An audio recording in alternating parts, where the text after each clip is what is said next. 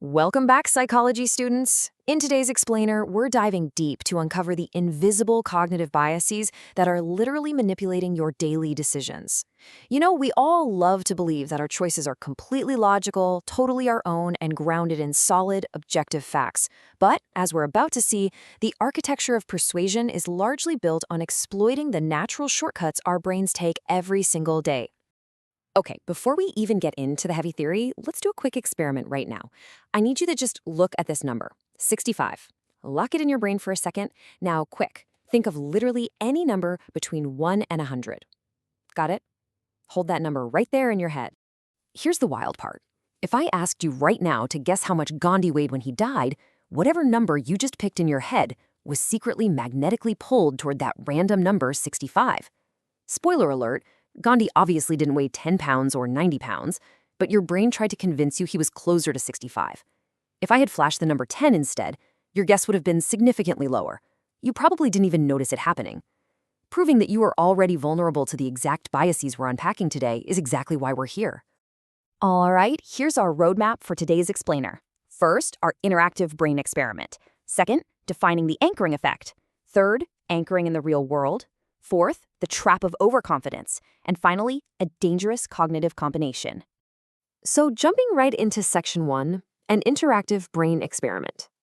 Building on our last few chats about your fast and slow thinking systems, System 1 and System 2, we know our brains heavily rely on mental shortcuts or heuristics just to save energy.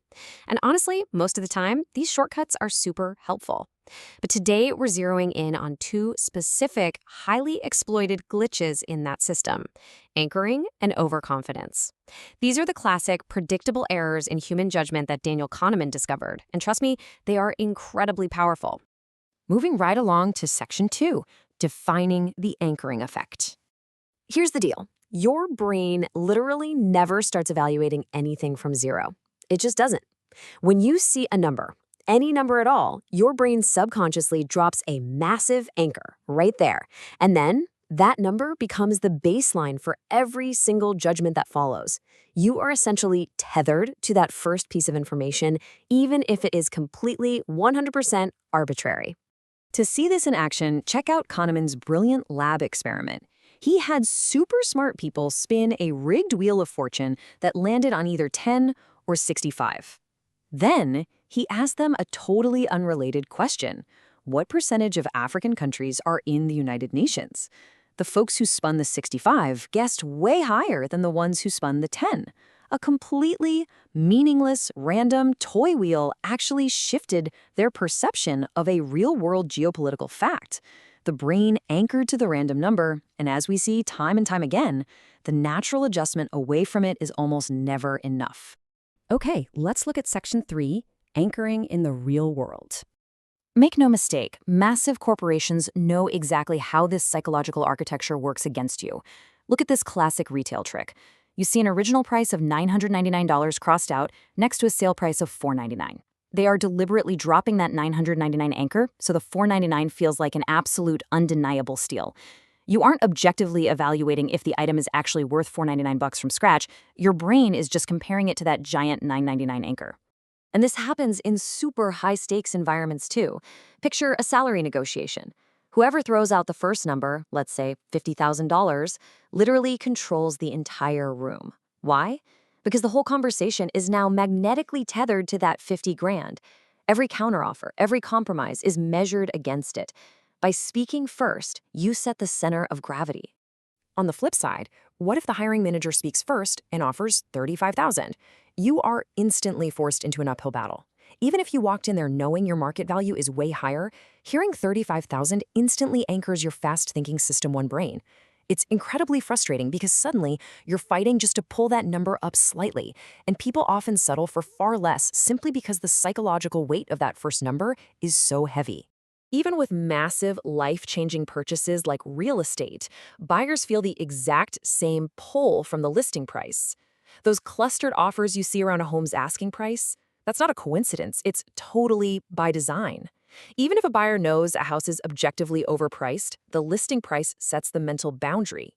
Anchoring is actively deployed against you every time you look at a menu, step onto a car lot, or review a contract. Which brings us to section 4, the trap of overconfidence. Now, Kahneman considers this second bias to be arguably the most dangerous, overconfidence. It's our consistent tendency to overestimate what we know, how good we are at things, and how likely we are to succeed. We need to be super careful here because the feeling of certainty is fundamentally different from actual objective accuracy. To really put the severity of this into perspective, think about this famous study. Participants were asked to provide answers they felt 90% certain about. But guess what? They were actually wrong more than 40% of the time. Let that sink in for a second.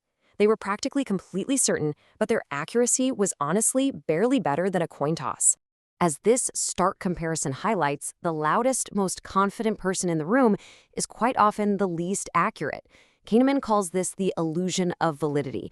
It's that incredibly dangerous feeling of knowing something without having the objective data to back it up. Confidence and competence do not naturally move together, and assuming they do is a massive psychological trap. So, what happens when we mix these forces together?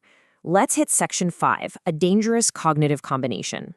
These two biases act like interlocking gears. Step 1, an arbitrary number anchors your expectations. Step 2, bam, your overconfidence immediately locks that anchor in place, convincing you your judgment is spot on. And step 3, because you feel so certain, you completely fail to step back and question the data. You don't ask questions.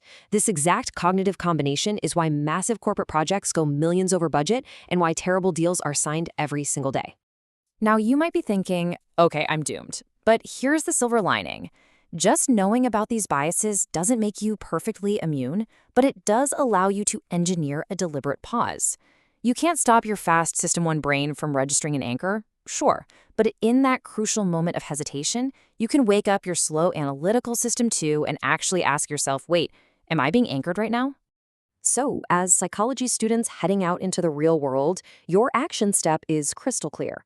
Next time you enter a negotiation, use the architecture of persuasion to your advantage. Do whatever you can to be the one dropping the anchor. Name your price first. Let the other person struggle against the gravity of your number. And look, if they beat you to the punch and drop an anchor first, just wait, take a breath, and consciously push your counteroffer much further away from their number than feels comfortable. Your natural instinct just won't be enough. So, I'll leave you with this to chew on.